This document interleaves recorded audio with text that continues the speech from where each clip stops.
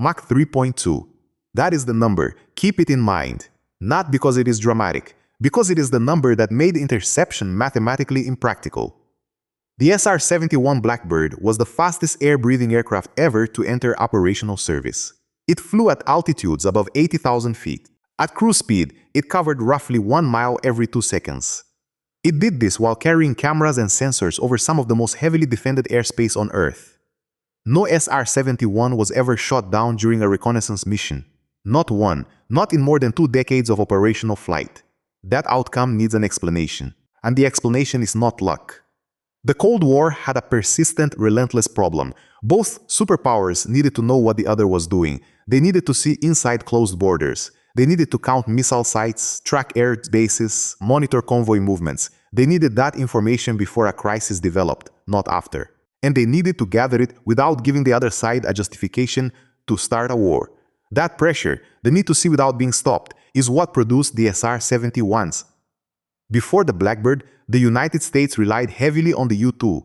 The U-2 was a high-altitude reconnaissance aircraft. It flew above 70,000 feet. For a few years in the late 1950s, that altitude appeared to be a ceiling adversaries could not reach. Soviet fighters could not climb that high sustainably. Soviet surface-to-air missiles had not yet been developed to engage targets at those altitudes reliably. For a few years, the U-2 did its work. Then came May 1, 1960. A U-2 was shot down over Soviet territory during a reconnaissance mission. The pilot, Francis Gary Psauer, survived the shootdown and was taken captive. Soviet forces recovered substantial wreckage, including camera systems and exposed film. Premier Khrushchev confronted the Eisenhower administration with the evidence at a Paris summit meeting. The summit collapsed. The diplomatic fallout was severe and immediate. The incident established something American planners had hoped would remain theoretical. The Soviet Union had developed surface-to-air missile capability, specifically the SA-2 system, that could reach the U-2's operational altitude under the right engagement conditions. The altitude advantage the U-2 had depended on was gone. It had not eroded gradually. It had been eliminated in a single, visible incident.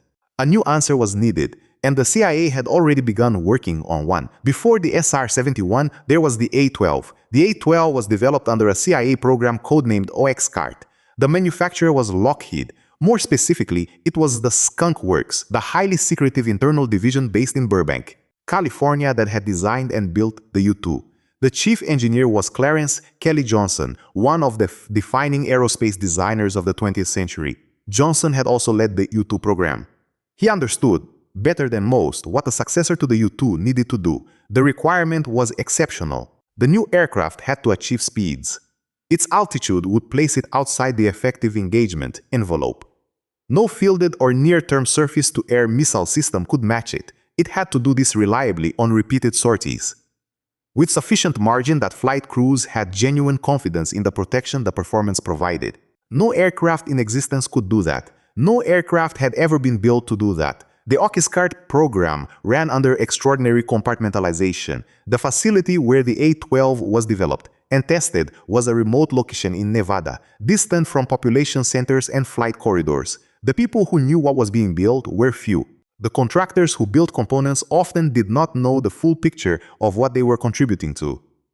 The secrecy was not bureaucratic formality, it was operational necessity. According to the CIA's institutional record on the OX-CART program, the A-12 represented the most ambitious aviation undertaking the agency had pursued. The design process required solving engineering problems that had not previously been solved at the required scale. The materials were new. The engine requirements were new, the fuel requirements were new, the flight crew environment requirements were new. Each of those problems required its own engineering solution, and the solutions had to work together, reliably, at conditions that had never been sustained in operational flight before. The A-12 flew its first test in April 1962. It reached operational capability in 1963. It was eventually deployed for actual reconnaissance missions. The CIA's declassified materials confirm that the A-12 flew missions over North Vietnam. The specific intelligence products from those missions, the imagery, the assessments derived from it, the decisions it influenced, remain partially classified or only partially disclosed in publicly available documents. What the institutional record confirms is that the A-12 operated in airspace, where it had no permission to fly, collected information, and came back. The SR-71 was developed for the United States Air Force from the foundation the A-12 established. It was larger, 107 feet long, and it was designed for 2 crew members. The A-12 had a single pilot. The SR-71 added a reconnaissance systems officer in the rear cockpit. That officer managed the sensor suite during the mission. The SR-71 carried more fuel than the A-12, had greater range, and was optimized for sustained strategic reconnaissance across long distances and multiple collection priorities in a single sortie. The SR-71A's first flight was in December 1964. The Air Force stood up its first operational SR-71 unit in 1966. The design philosophy of the A-12 carried without modification into the SR-71. The aircraft was unarmed. It carried no air-to-air weapons. It was not built to survive a close engagement with an adversary fighter. It was built so that the conditions for close engagement could never arise. Speed and altitude were not supplementary features. They were the aircraft's defense. Consider what successful interception actually requires. A ground radar must detect an inbound aircraft. A controller must identify the threat and compute an intercept solution, a point in space, and time where a missile or interceptor aircraft can meet the target. That solution must account for the target's current speed, current altitude, and projected track. A weapon must be launched and travel to that solution point within little range before the target passes through it. Every one of those steps consumes time. At Mach 3.2, the SR-71 covered roughly a mile every 2 seconds. In the time a surface-to-air missile required to climb from the launcher to 80,000 feet, a time governed by the missile's propulsion and aerodynamic performance at altitude, the aircraft moved substantially from the position that had defined the original firing solution. The solution valid when the missile launch was no longer valid when the missile arrived. The engagement geometry had shifted. The window had closed. This is not an abstraction. It is the physics that the SR-71's designers embedded in the airframe from the outset. The question of whether the aircraft could be reliably intercepted was answered at the design stage. Not by making the aircraft hard to destroy, but by making the firing solution impractical to complete. The airframe was built primarily from titanium. That choice was driven entirely by heat. At sustained Mach 3 speeds, aerodynamic friction heats the surface of an aircraft. The leading edges of the SR-71's wings, the forward fuselage, and the engine nacelles reached temperatures approaching 600 degrees Fahrenheit during cruise. Aluminum, the structural material used in virtually every other aircraft of the era, would deform and lose integrity at those temperatures.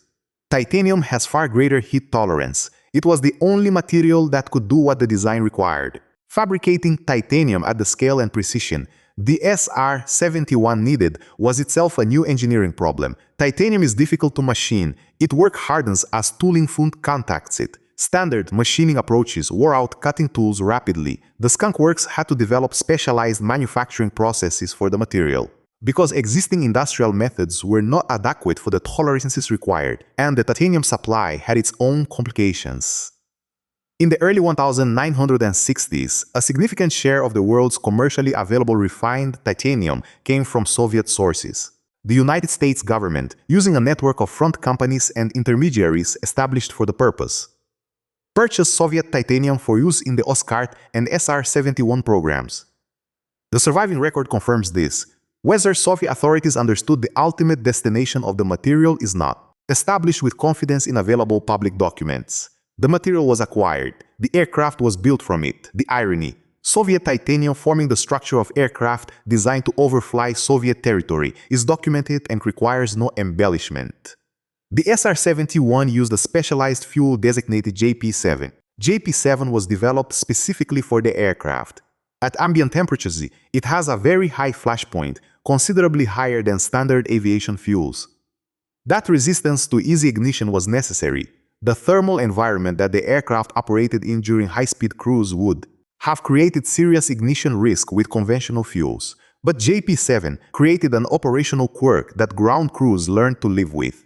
The SR-71's titanium airframe was machined to precise tolerances for the thermal state the aircraft reached during high-speed cruise. At operating temperature, the airframe expanded to its design dimensions. The panel gaps closed. At cruise conditions, the aircraft was structurally what it was designed to be.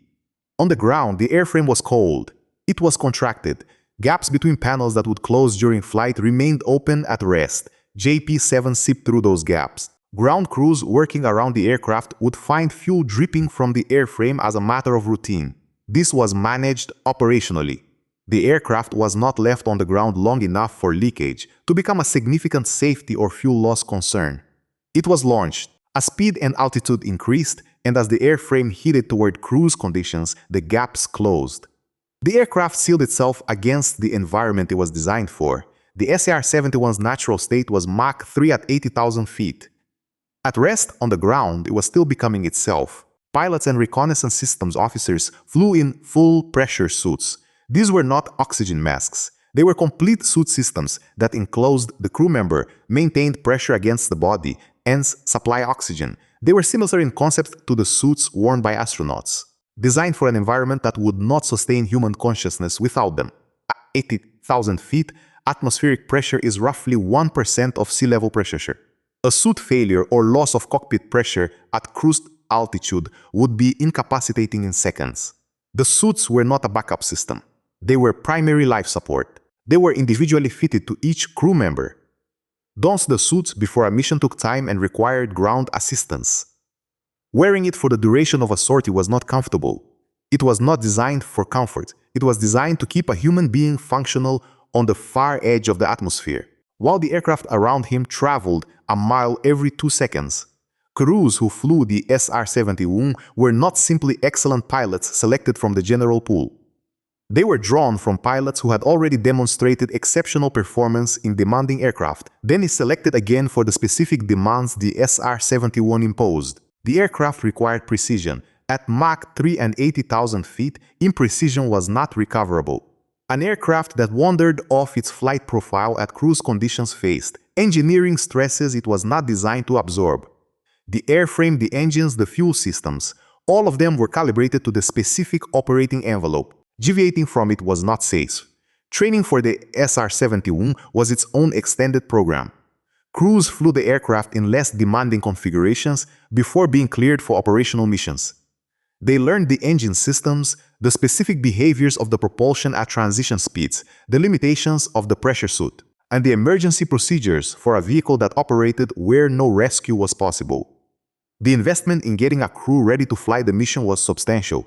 That investment shaped operational decisions about where and how the aircraft was used. The reconnaissance systems officer in the rear cockpit managed the sensor package during the mission. The SR-71 carried optical cameras capable of avenging large areas at high resolution from cruise altitude. It carried sensors for signals intelligence collection, systems designed to intercept and record radar emissions, communications, and other electronic signals from installations below. The specific sensor configurations varied by mission. The complete public accounting of all sensor packages used operationally, and the intelligence those sensors produced is not available in public records. The Smithsonian National Air and Space Museum holds the SR-71A, designated serial number 617972. The museum's collection documents this aircraft as a primary artifact of Cold War-era strategic reconnaissance and a major object in the history of aviation. The aircraft is accessible to visitors. It is 107 feet long. Its wingspan is 55 feet. Its skin is dark, a coating designed to absorb radar energy and assist in managing the thermal environment during flight. This aircraft set a transcontinental speed record on March 6, 1990. It flew from Los Angeles to Dulles International Airport at an average speed exceeding 2,100 miles per hour. The distance was approximately 2,300 miles.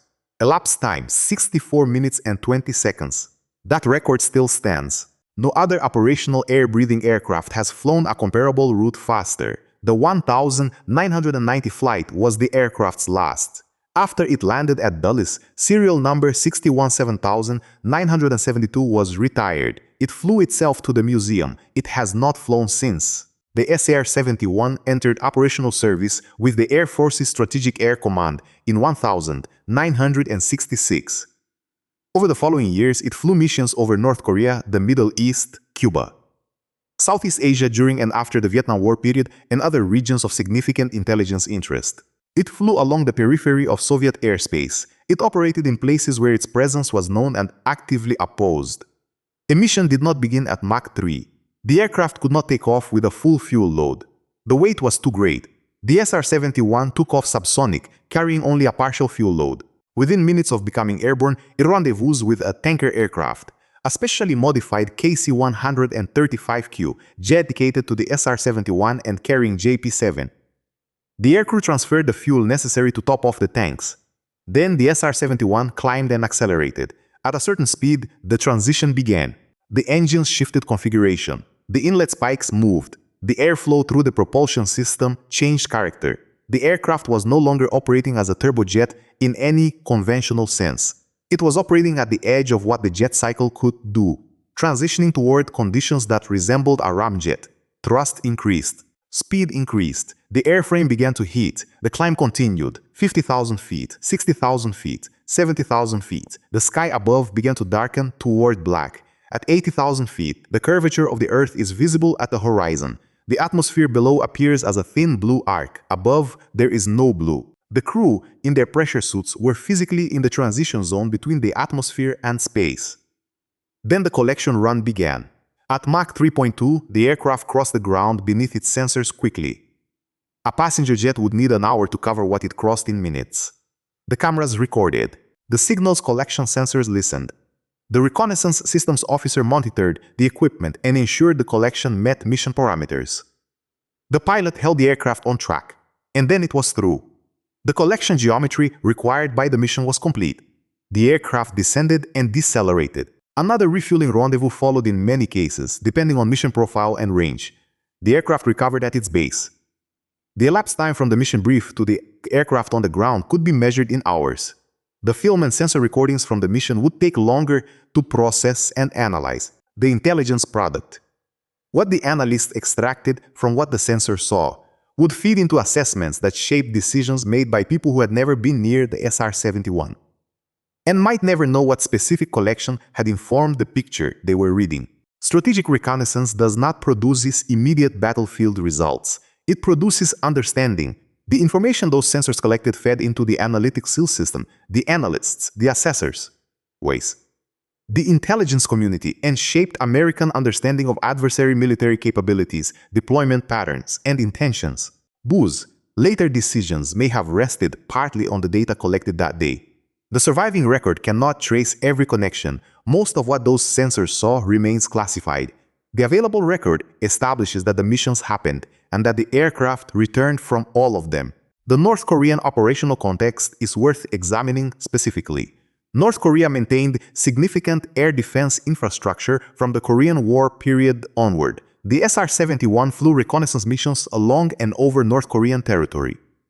The Korean Peninsula presented engagement geometry that differed from the open ocean or high-latitude routes flown in other operational contexts. The coastlines, the terrain, and the density of air defense assets created a complex environment. The aircraft flew it anyway. The record does not establish the complete history of those missions. It establishes that they happened, that the flight profiles were maintained, and that the aircraft returned. North Korea's air defense system, whatever its capabilities at any given point in the SR-71's operational career, did not produce a different outcome than any other adversary the aircraft encountered. The Middle East missions covered similarly sensitive terrain. During periods of significant regional instability, the 1973 Arab-Israeli War, the 1982 Lebanon conflict, and other periods. The SR-71 provided intelligence collection capability that other platforms could not match for timeliness and coverage. The available record confirms general operational activity in the region, the specific mission profiles, the precise intelligence collected, and the decisions those collections influence are not fully documented in available public sources. What is documented is that American policymakers had access to timely, high-resolution imagery from a platform that adversaries in the region could not intercept. That capability shaped what was known and when it was known. It shaped the options available to decision-makers in fast-moving situations. Now consider the experience of an air defense commander on the other side, Tai. They knew the aircraft feet, and Mach 3, the SR-71 feet. Mach 71 generated a thermal signature detectable by appropriate sensors. Its sonic boom propagated downward. Radar systems with sufficient range tracked it, at least partially, at some points in the flight. The aircraft was not invisible to all detection. Detection and interception were separate problems.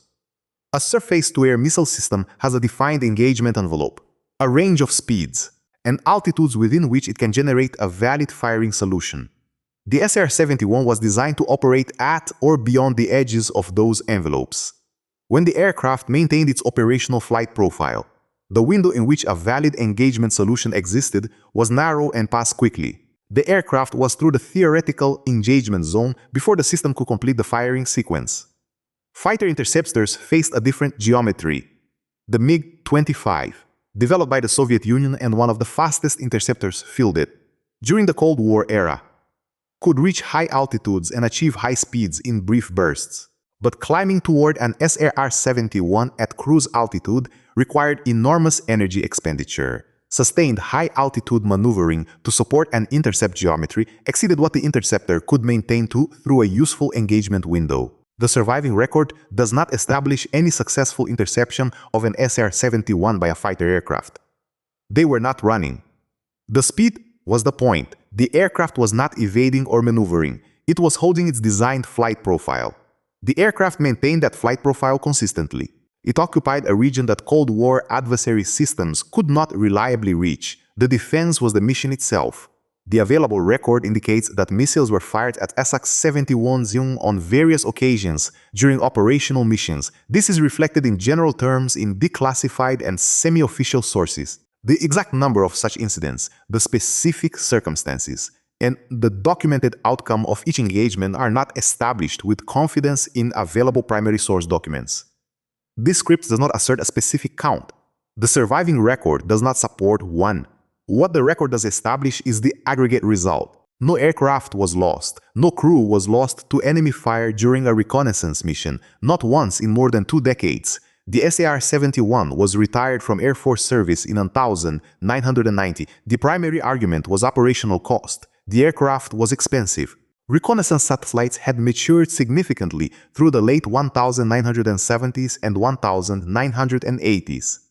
The case was made that satellite systems provide comparable area coverage at lower cost, and without human crews over denied airspace. Those who had flown the aircraft and analysts who had relied on its product raised the counter-argument.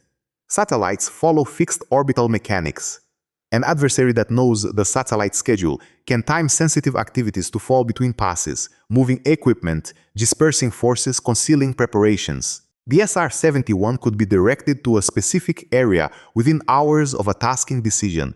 That responsiveness had no satellite equivalent. The argument did not carry the decision in 1990. In 1995, a small number of SR-71s were reactivated. Gaps in reconnaissance coverage under specific contingency conditions had become apparent. The aircraft flew again. In 1998, congressional funding was cut. In 1999, the last operational SR-71 flight took place. The program was done. The full intelligence product of the S-71's operational career, the imagery, the signals collection, the assessments produced from that collection remain substantially classified. We know the aircraft flew, we know it returned, we know the general operational contexts. We do not know, in full public detail, what it saw. That gap is part of the record. Strategic reconnaissance programs operate this way. The existence of the program is eventually acknowledged. The aircraft go to museums. The intelligence product remains protected, often for decades after the program ends. The SR-71 sits in the Smithsonian, available to anyone who walks through the doors. You can stand next to it. You can look at the inlets, the cockpits, the canted twin-tail fins. You can see the scale of what was built and what it cost to build it. What you cannot read there is the full account of where it went and what it brought back. That account still waits in classified archives. The question people always ask about the SR-71 is whether it could be shot down. That question misframes what the aircraft was. The SR-71 was not built to survive being shot at. It was built so that shooting at it would fail. Those are different design goals. The aircraft did not absorb damage. It was not hardened against blast. Its protection was speed, its defense was altitude, its survival rested on the fact that the physics of the engagement, problem from the adversary's side were deeply unfavorable, Mach 3.2. 1 mile every 2 seconds, 80,000 feet. That is where this started, that is where it ends. For more than 2 decades, crews flew that profile over territory that did not want them there. They gathered information, they came home. The full story of what they collected remains, in large part, waiting. The surviving institutional record adds another useful layer. It also shows why careful limits matter. The central documented point is simple. The SR-71 was designed for high-altitude, strategic reconnaissance. That sentence is a starting point, not a license to add details the evidence does not contain. The sources for this episode come from Central Intelligence Agency, Smithsonian National Air and Space Museum. They establish a record. They do not give us permission to invent private conversations, hidden motives, or cinematic certainty. Pause there. This was real, but historical confidence has boundaries. A responsible documentary makes those boundaries visible instead of hiding them behind dramatic music. The next documented limit matters just as much. The episode must not claim an exact number of missile launches or interceptions without an additional cited record. When viewers hear a secret program, a covert operation, or a Cold War crisis, they often expect a clean villain, a single decisive moment, and a complete answer. Institutional records rarely work that way. They preserve decisions, fragments, summaries, and later explanations. They can be powerful precisely because they are incomplete. So the question is not whether a dramatic version of the story would be more satisfying. The question is whether that version would still be true. In this episode, we stay with the documented record and name uncertainty where it remains. Evidence changes the way the story should be told. A document can establish that an institution acted, but it may not establish what every participant knew at every moment. A photograph can show an object or a place, but it may not explain the private calculation behind it. That distinction is the difference between history and performance. Subscribe for documented history, not myths. Tomorrow, the next number behind the SR-71. Why? Interception was the wrong question.